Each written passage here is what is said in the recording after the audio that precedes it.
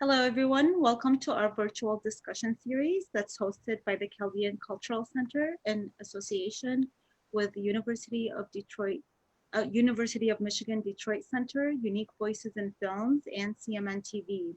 And today our guest is Bashar Hanna in Australia. Welcome, Bashar. Hello, Rian. Thanks for having me.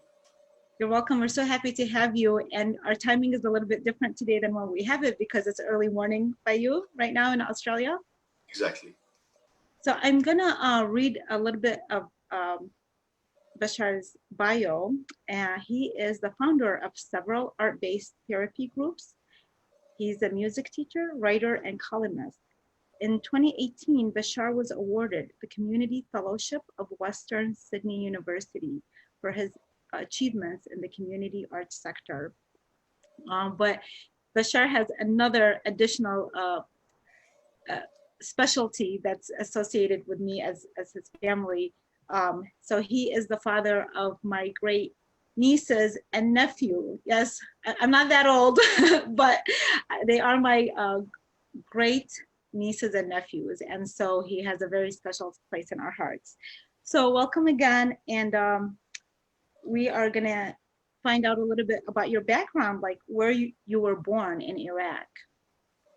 Yeah, I was born in Baghdad, and I grew up there, and I finished my bachelor degree in building and construction engineering in 1992, and then I finished my master's in 1995, and then I had to leave Iraq in 1996.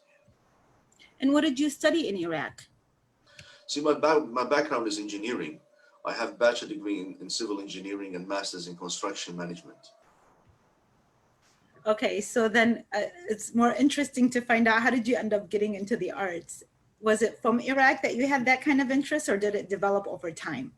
This is a good question because since my early childhood, I loved arts and I was so into music. And I really wanted to become a musician. I didn't want to become an engineer or anything else. But you know, the trends in Iraq, if you don't become an engineer or a doctor, then you're sort of a failure. Yeah. And also, the appreciation for arts wasn't that acknowledged back then. And when my father told me, look, I'm not against you playing music or practicing your hobby, but please don't make it as a breadwinning thing. You know, just try to be a professional doing something else and do it on the side. And I did follow this advice, to be honest. Yes, and from your resume and your bio, I mean, it's really incredible the amount of work that you've been able to accomplish in both sectors. So that's wonderful. So when did you immigrate to Australia, and what has your life been like as an Iraqi Australian? You see, I had to leave Iraq because there was some like sad stories happening there, and I left in 1996, but I ended up coming to Australia in 1998.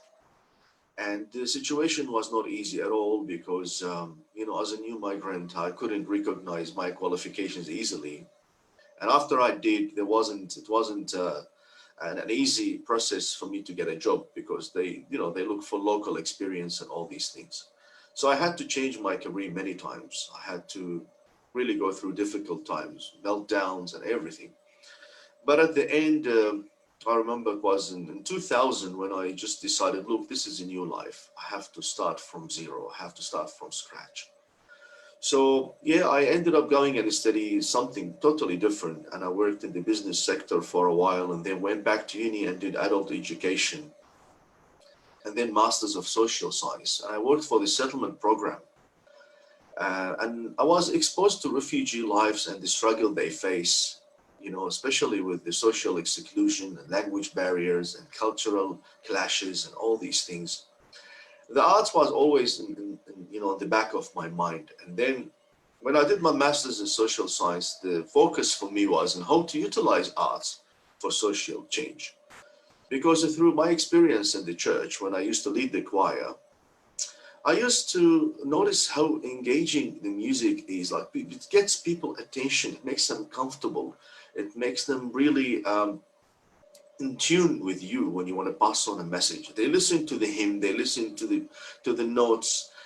They're more focused on the rhythm, and And I applied this actually. I tried to apply it by formulating choirs that consist of refugee people. Tell them, look, it doesn't matter. You can come and sing with you using your own language. You don't have to sing in English for the time being. And let's consider this is your home again. And I'm trying to provide safe environment for them. And then when I used to take them to functions or some festivals, and when people, love them and love the performance, they feel they're accepted, they belong to the country. And that's when this spark started. Ended up me establishing the Arts and Community Development Center in 2014. And it's really created a positive social change in southwestern Sydney, where I am at the moment. Yeah, I've been following your work for many years, and I see it through the images and through I see the people enjoying the process, and I never really knew the depth and the story behind it on the healing work that's associated with it. Um, and how have you been able to manage, doing this between your business, the education, and simultaneously and deeply being involved in the arts the way you have? Because it seems like a full-time job. It is indeed. As you probably know, the community work is not really financially rewarding.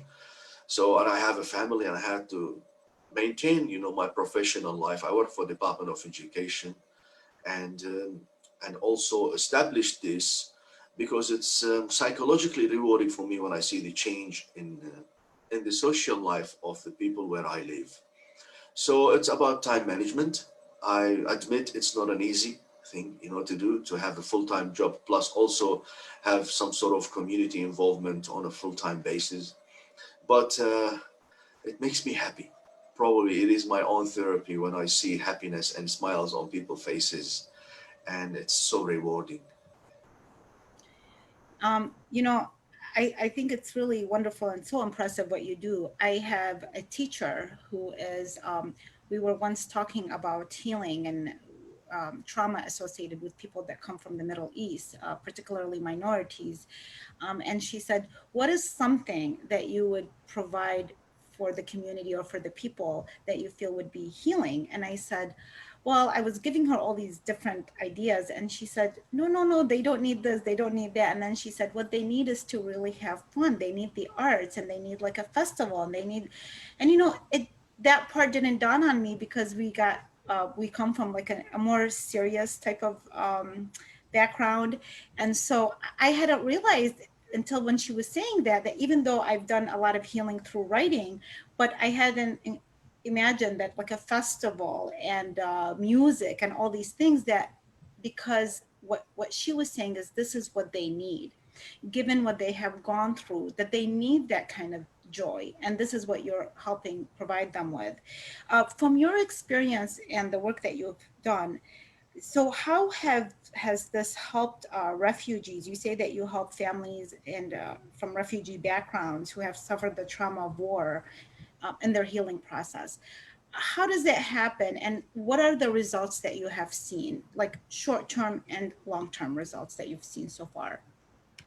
See, the beauty of using arts as a therapeutic tool or as a way of healing is that when you get engaged in an activity and when you really love doing it, it distracts your thoughts.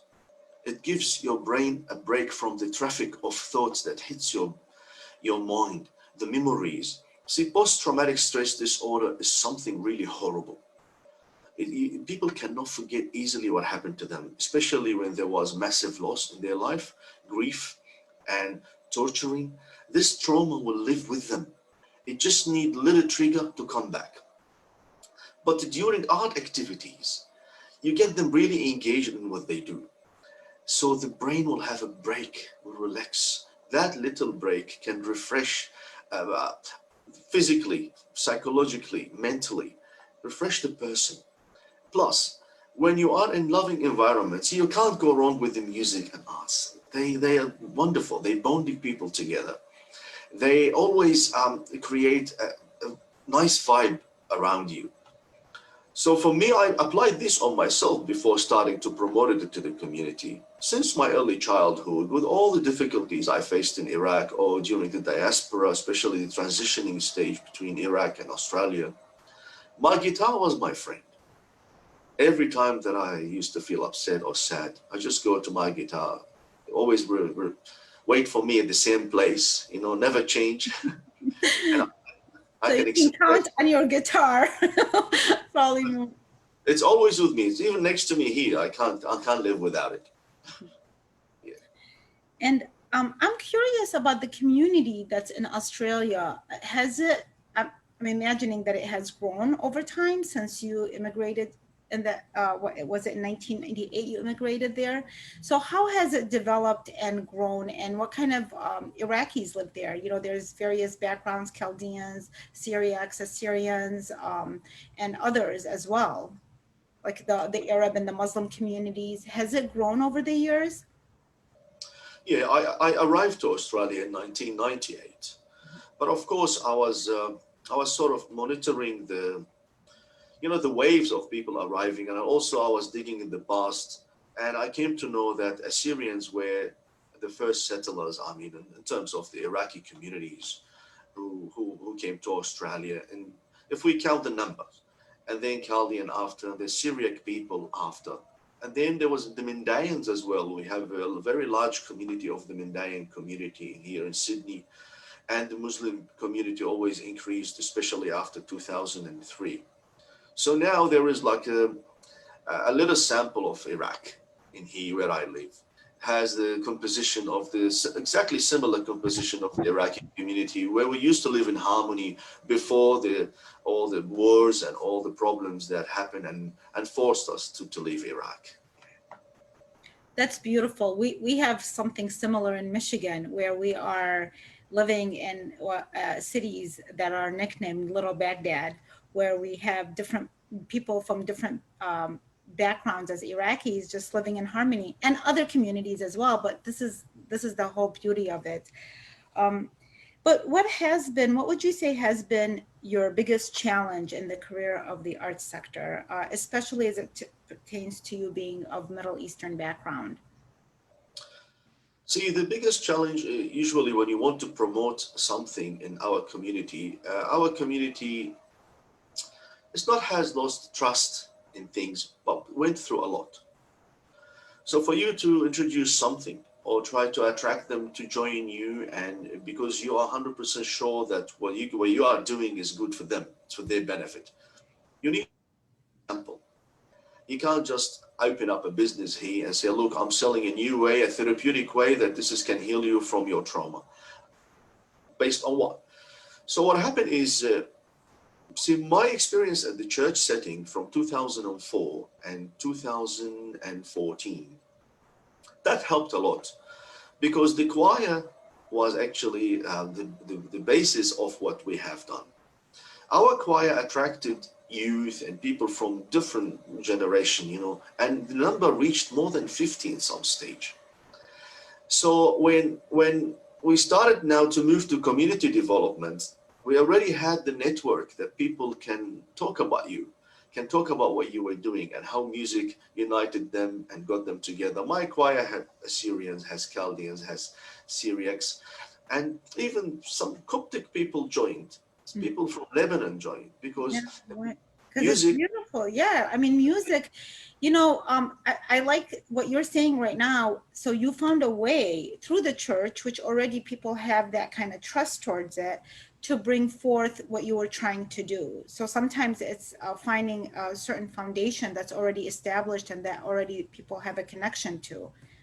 Absolutely. And then we face the issue of how can we distinguish the difference between this is the community development initiative, and we want not to stay away from the religion, but we want to distinguish the difference. So we created another group. So the Choir of Love, which was in operation from 2004 to 2014, stayed there, but we just like a new baby, was given birth, which is the Peacemakers Ensemble. The Peacemakers Ensemble opened the doors for people from different faiths different faiths, and we try to sing about peace, love, humanity, to promote the values, the universal values that we should all follow to maintain living in harmonious environment. And it worked as well. Bashar, I love the titles that you have for your groups. So, like you said, the Choir of Love, the Peacemakers Group, the Mesopotamian Ensemble, Arabica Quartet, The and the Arabic Quartet. Cumberland Global Band. They're all, I mean, just the names in itself say a lot about what they represent. You know, I was one time watching this documentary where they were interviewing tribal people who never have, they don't have any like TVs or electricity or anything like that, and they had them they had them see through a TV different things, including like different things about the Western culture, including like where the elderly live. They were very, the tribal people were very surprised about that, and just actually disturbed that the elderly end up like moving to a different place, sometimes not living with their families.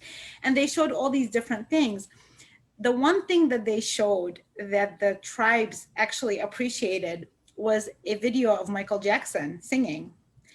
And the tribes, you know, they looked at that and they felt like, like they said, well, they can feel something towards that. And then I think they also showed an opera. And that was another thing that they connected to. From all of the whole thing, the videos that they showed them, different clips about the Western society, none of them impressed them, and actually it bothered them to a certain degree, except the music. They connected to Michael Jackson and an opera singer. And these are tribesmen that don't, you know, get involved in that way, but of course they have their own music. And that was also a learning experience for me when I was seeing that. And it's like, yeah, if you think about it, I know when I traveled different countries over time, one thing that when you're someplace and you're listening to any music from any background, you know, I never would understand the lyrics, but it didn't matter. I was able, it transcends religion, ethnicity, nationality. It just transcends everything. And then you can enjoy it just like anybody else that's sitting around you, no matter who they are. So it is a very powerful tool, both in regards just for the pleasure of it and the enjoyment, but also as a therapeutic tool. And I'm so glad that you're using that for the Middle Eastern, the Iraqi communities. Absolutely. As you said, music is universal language. The beauty in music is you deposit emotions in everything that you create. Like the compositions and the pieces that we hear, they all have stories. And if we dig in the meaning of them, they're really powerful. And you know what? Energy is a transferable.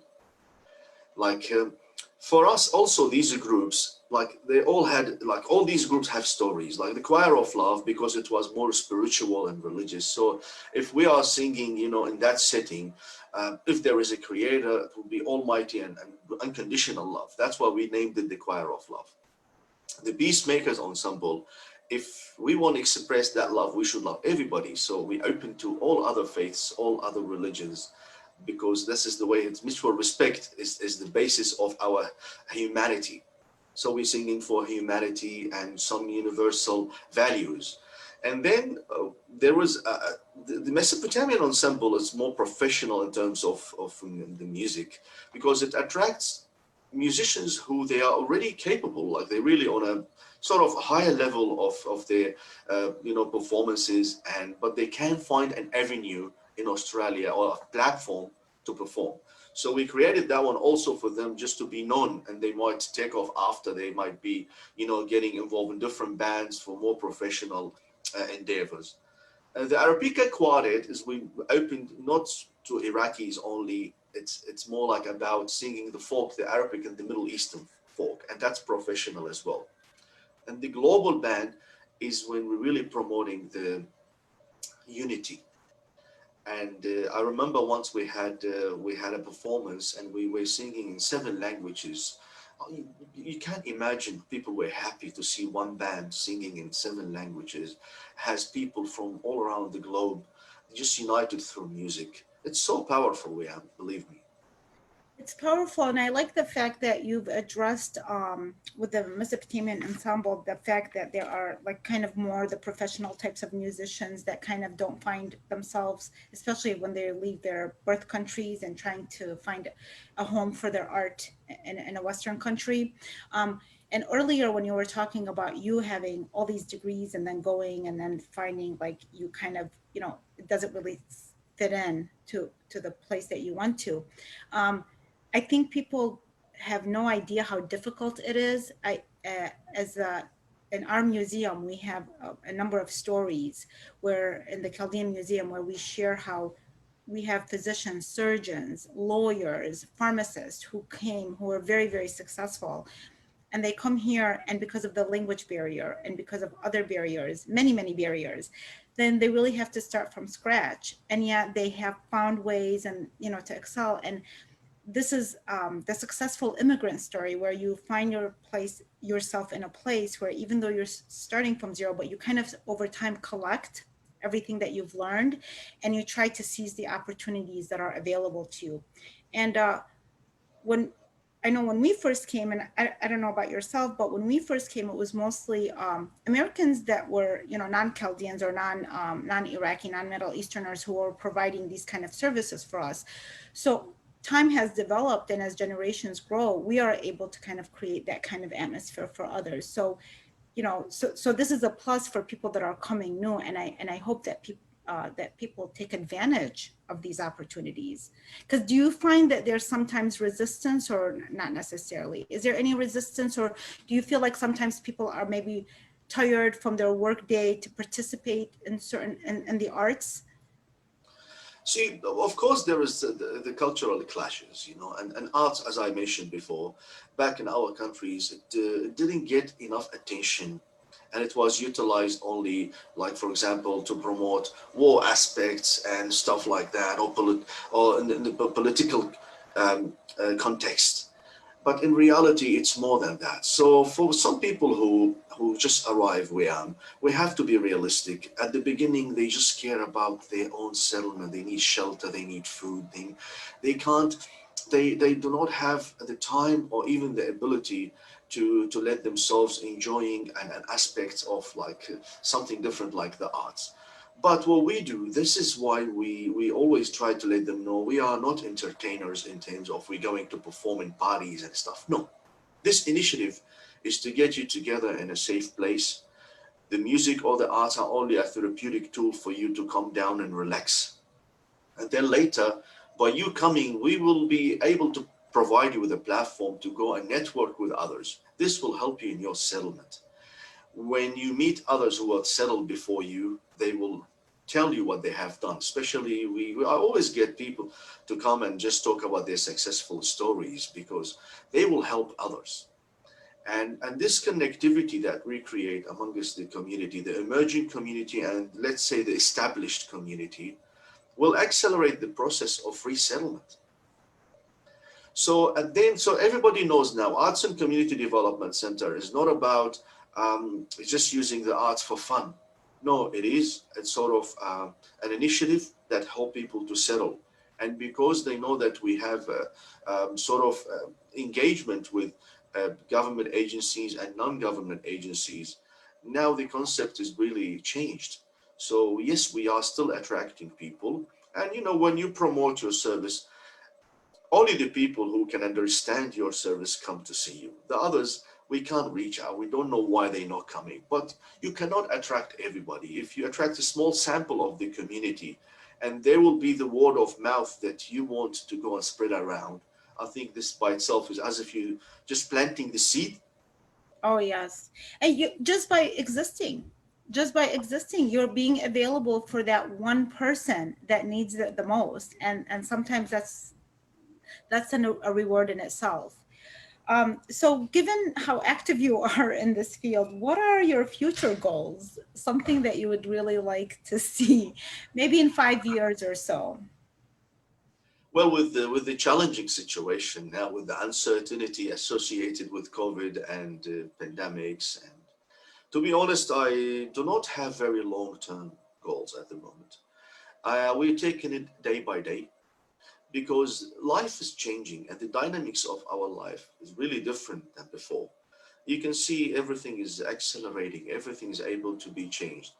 But I can see my hopes for the future is for humanity to realize that life is not only about the typical things or the ordinary things that we do. Like we get born, we have to finish our study, we have to get married, we have to have kids. There's no such a thing that we have to do all these things. It's a choice. It's a choice that we make on how to live this journey. Because no matter how long it is, it's going to be ending one day. I am very optimistic about things, and I'm not trying to throw negative thoughts or ideas, but I want to attract people attention to the beauty of this life. And we all going to miss out a lot if we don't think about loving each other, have mutual respect to each other, live in harmony, try to focus on the beauty of nature, stop interfering with the nature, try to be the light for others. And if you help someone in need, you can't imagine how rewarding is this. That positive energy that you will get can get your soul to go to a different level. You will start seeing things that you have never seen. So I hope in the future that many people will think in that direction, or maybe more depth in that, so they can help me and enlighten me to have better life for us and for the other generations after us. That was so touching. I think that you just answered my last question about what is the message that you carry. I think right now you spoke so much from the heart and really said something that, we envision. And you're right, given COVID, I know that I saw on your Facebook posts today that, Australia is going through another short-term lockdown. And it does make you feel like it's unpredictable. And everything that you just said becomes even more important. The value of what you just said doubles, triples, quadruples because of what we're going through right now, the whole world. Absolutely. That's why it's nice to plan where I am. It's nice to have some plans for the future, but let's be flexible and accept that there might be changes, sometimes massive changes in our plans because life is changing. But let's keep the good values and try to nurture them because they're the only hope for humanity to continue in a peaceful way. Thank you, Bashar. I've so enjoyed interviewing you. Just everything that you do is really deep and meaningful and such of service to people. And I'm sure that anybody that's worked with you really appreciates it. Thank you. And I'm going to be waiting for you to bring the kids to the United States sometime soon. Okay. We'll do another, Hopefully, we'll do another interview in person at the Chaldean Museum. I would love for my children to meet their extended family members in US or all around the world. And I am so impressed with what you do also, Wayam. And likewise, it was really a privilege to be with you in this program. And I was waiting for this time, to happen one day in my life so I can have a chat with you. But I never imagined it will be in public. Well, you know what? That's the best way because now everybody ended up benefiting from your wisdom. Thank you so much, Bashar. Thank you. Thank you indeed. Thank you. Bye, everybody. Thanks for joining us. Bye-bye.